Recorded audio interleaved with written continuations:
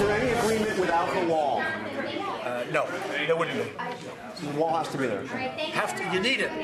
John, you need the wall. I mean, it's wonderful. I'd love not to build the wall, but you need the wall. And I will tell you this, the ICE officers and the Border Patrol agents, I had them just recently up. They say if you don't have the wall, you know, in certain areas, obviously, that aren't protected by nature, if you don't have the wall, you cannot have security. You just can't have it. It doesn't work. Welcome. Got it. Welcome back to Hannity here with reaction to my opening monologue and the president's big bipartisan meeting on immigration at the White House today. Counsel to the president, Kellyanne Conway, is back. Good to see you, Kellyanne. Here, the president put out this tweet earlier tonight, and he said, building the wall, and we heard him over and over again, it's imperative. I know that conservatives, friends of mine, they doubt because they've been promised again and again and again. We always get the consideration, amnesty, never the wall. We always get the spending increase, never the tax cut. Now we have the tax cut.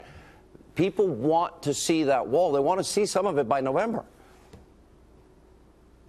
Everyone in that room today, everyone watching now, knows where the president stands on the wall. He just repeated it for you, live and in person in front of the entire world to see, Sean. Yep. The wall is an imperative.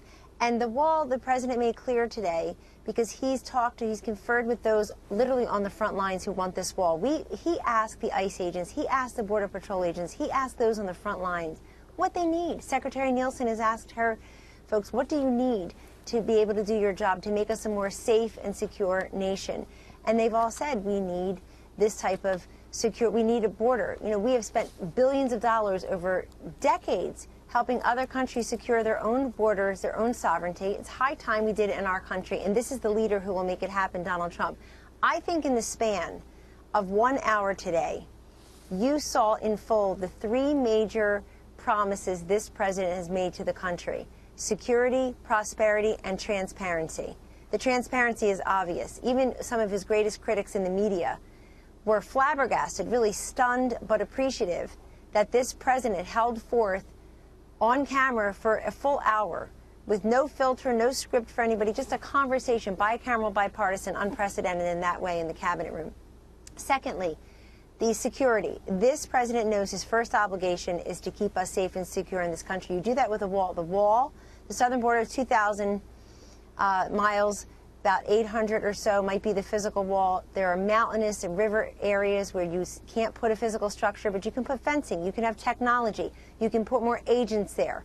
It makes us more safe and secure. People are already not crossing as much as they did illegally because this man is president, because they know walls are being built, because they know that folks are tougher. We don't want the poison, the drugs coming over our border. We don't want people here illegally through chain migration and the visa lottery. And finally, the prosperity.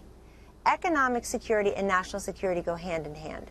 And you see what's happening with this president, his leadership, his bold actions along with that of the Republicans in Congress and that massive tax cut for the middle class.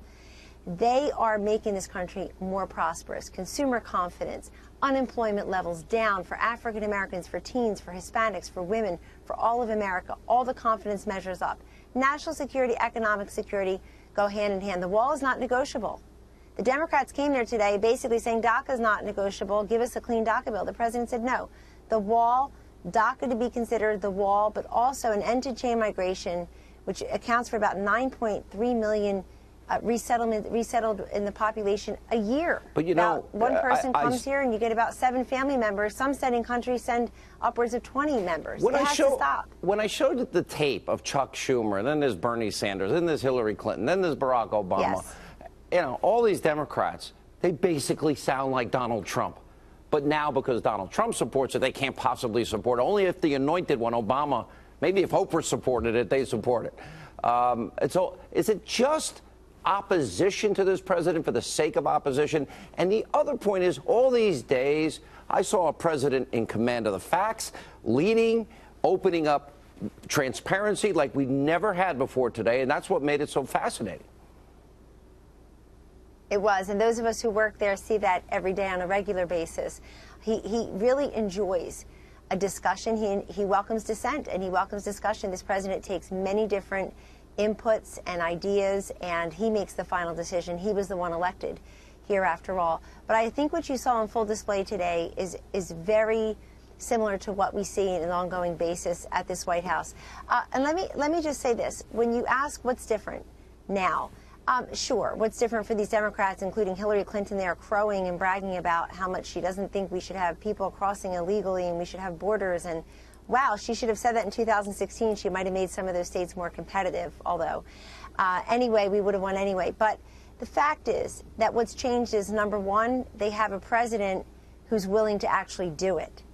And just like with these tax cuts, just like with moving the embassy to Jerusalem, people have promised it, but they never thought they'd have a president who would do it. Number two, they are beholden, many of them, to special interest. And this is a president who's talking about national interest, not special interest. Last question, quick answer. We're running out of time.